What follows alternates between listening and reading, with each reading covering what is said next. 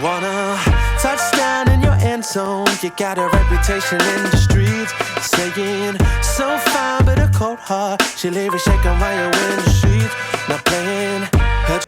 Kia ora koutou, and welcome to the best looking podcast in New Zealand. Tēnā koe, kia ora ana, ki oki tātou. Yeah. Whakaloho lahi atu. Alo. Welcome to our deep dives of players. It's kind of just an episode where we got a few of the blokes from inside this our group and to kind of go and deep dive some people over the last few weeks. So hope you enjoy it.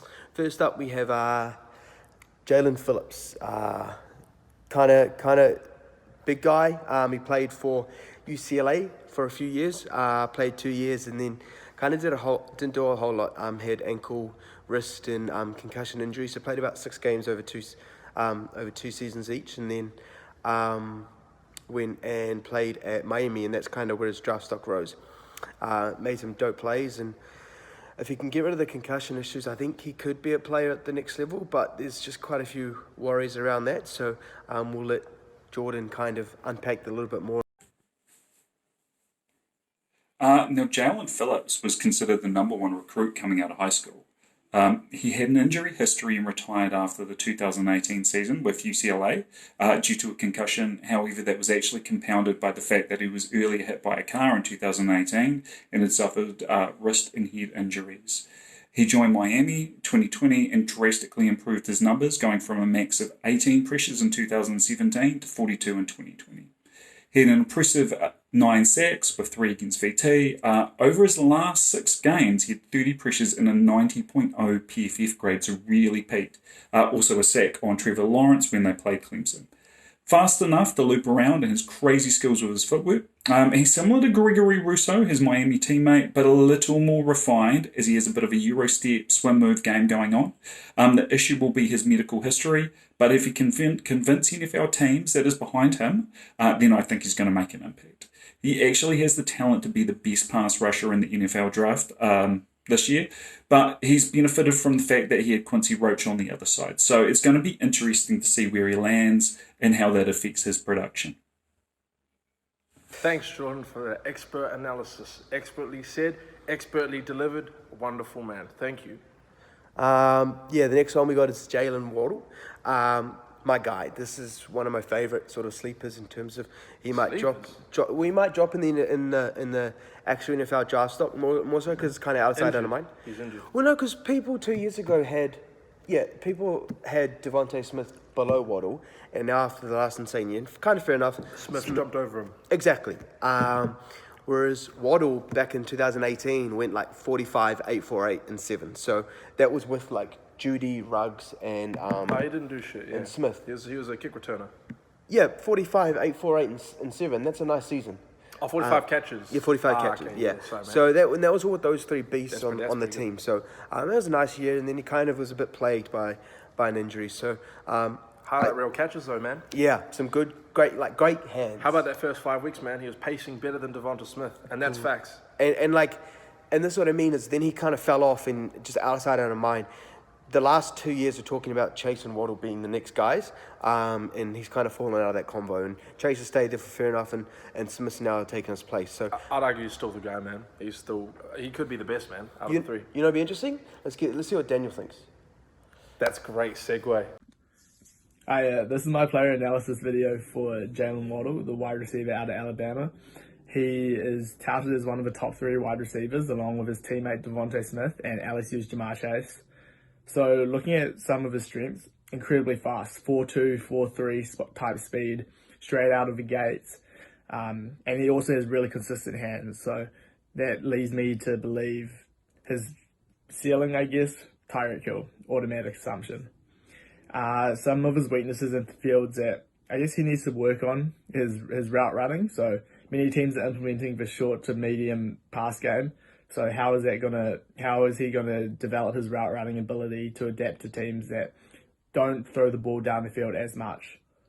And also that injury, of course, it's major, and we got to see how he looks coming out of the gates. So where do I think he's gonna land? His ideal team, I think, are going to be the Chargers at 13, get a new weapon for Justin Herbert, or the Patriots at 15, who have been loading up in talent this offseason. Highs, I say number 7, Detroit. They just lost Kenny Golladay and don't really have too many wide receiver options, as well as losing Marvin Jones Jr.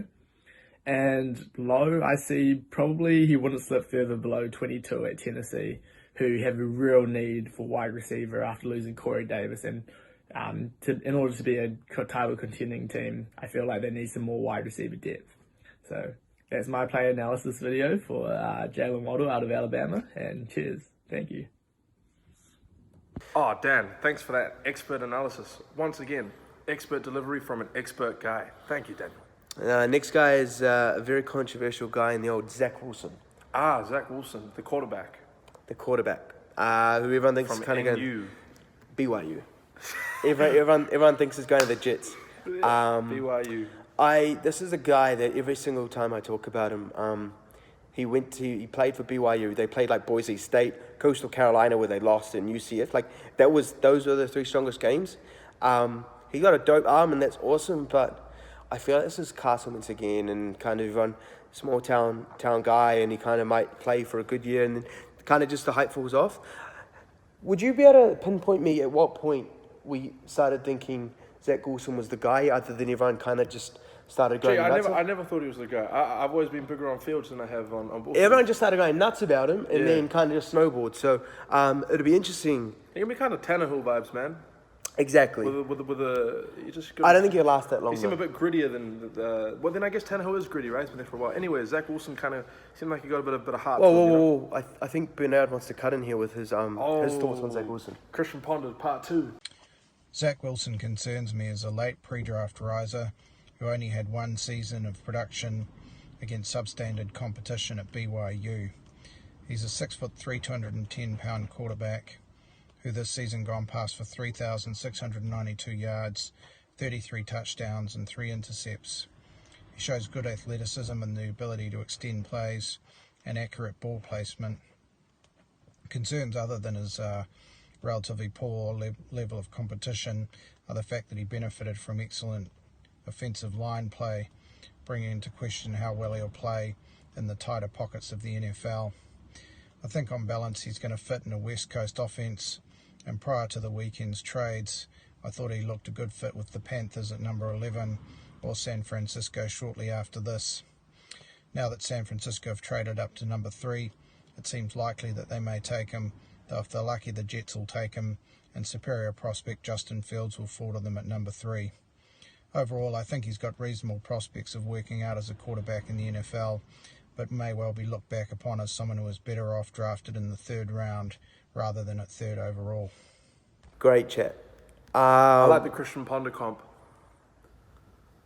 Who? Christian Ponder? Who the fuck's that? The old Vikings quarterback from like the mid 2000s, 2010, 2011. Back when they're irrelevant. Well, they had AP, so arguably they're more relevant than they are now. AP. The GOAT. Next guy is one of the guys I really like is Micah Parsons. The problem is he opted out in 2020, and when you're kind of going off like 1 year of kind of real footage, and that's kind of it. So come from a notoriously good defense in Penn State, and I like him. I think he can be a guy, but I also think this is the type of guy that you draft high and could bust and just bust like straight away. His pro day was naughty though. Yeah, 4.4 man flat. Yeah, 4.39 apparently. He's good. So running back, turn linebacker. He's got all the physical traits. Yeah, there's no reason he can't succeed, which is why I like him. But the problem is like every time these guys come out and all they have is the measurables. And Isaiah Simmons. But he isn't busted. No, he hasn't busted, but he was just alright. Yeah, but I mean, anyway. So Jordan, I'd be very interested to know what you think about him. Now here we have a complete 3-down linebacker. Mike Parsons was a 5-star defensive end coming out of high school who switched to linebacker. Now he's a great downhill attacker, tape show speed, which makes him good at zone coverage, but the 68.5 coverage grade is an indication that he can get caught out of position at times, and his playmaking coverage has been average. We mentioned his prolific sophomore season in 2019, where he tallied 109 total tackles, 5 sacks and 4 forced fumbles. Now he's much more used to zone, the man coverage, with only 64 snaps in man coverage in 2019. He was an opt-out in 2020, and the Penn State defense basically crumbled without him. He's going to benefit from going to a team who will ask him to play forward, He could be exposed if asked to play too much stack linebacker, as he still has to learn how to process plays at the second level. He's the kind of player who could come out doing what he does well, now it's run defense, pass rushing, and eventually develop into a complete linebacker who's able to be well used in coverage. His 4.39 40-yard time will be coveted by teams. Whoa, Geordie, again, what an absolute expert.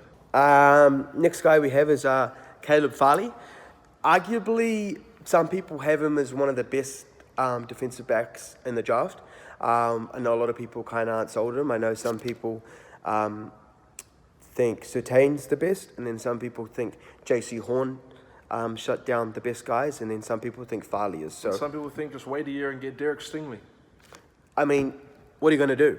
And you know what? You'd be interested to know is if we'd love to know what Daniel would do. So let's just cut to him. Daniel, tell us, man. Tell us how it is. Hi, this is my player analysis video for Caleb Farley, the cornerback out of Virginia Tech.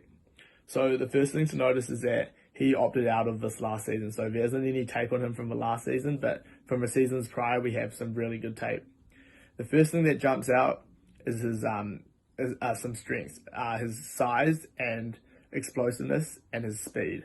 These three things are really what you want in a number one cornerback in the league today. And if he can stay healthy, which I'll get to later, he is pretty impeccable in terms of physical traits. So he likes to play a lot of press coverage, so he's really good in press situations, one-on-one versus a receiver. Unfortunately, he does like to gamble a lot and take a few risks, and that could potentially at the next level bite him in the ass. So some more kind of weaknesses, I guess, is his injury. So he is having a microdiscectomy happened to his back.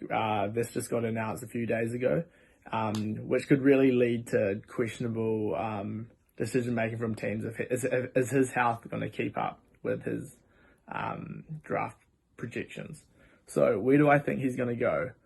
I say his idea would be Arizona at 16. They just lost Patrick Peterson to the Vikings, and although they did sign Malcolm Butler, he's only on a 1-year deal.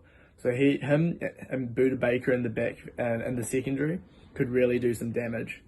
I feel like he may be sliding a bit just due to these injury concerns. So I wouldn't be surprised if he maybe gets to about 30 at Buffalo at the latest. I do not see him falling out of the first round, as the risk with his injury is definitely a gamble worth taking to get that number one corner, which teams really desire these days.